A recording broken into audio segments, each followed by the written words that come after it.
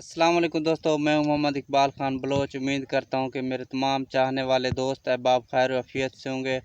आज मैं स्पेशल एक दोस्त के डेरे पे गया हूं मिलने के लिए। वो ख़ुद अपना आपसे इंट्रोडक्शन यानी तारुफ़ करवाएंगे। वो बलोच हैं, मेरे दोस्त हैं। इलाके के मुअज़्ज़िज़ नौजवान और बुज़ुर्गों में इनका ताल्लुक़ है। माशाल्लाह अच्छे अखलाक के मालिक हैं। मैं ख़ुद इनके डेरे पे आज इनसे मिलने आया हूँ और इनसे आपको बात करवाऊँगा इंशाअल्लाह, और अपने इलाके के महरूमी के बारे में भी पूछूँगा और इनके क्या तासुरात हैं इंशाअल्लाह।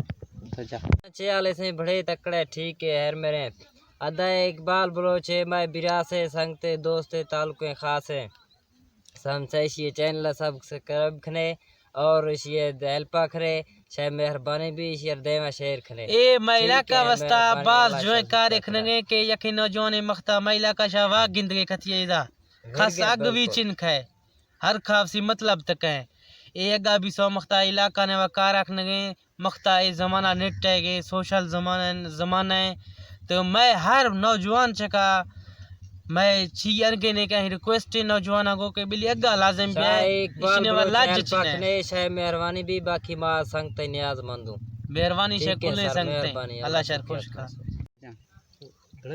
हाँ पढ़ा अस्सलाम वालेकुम भाईजान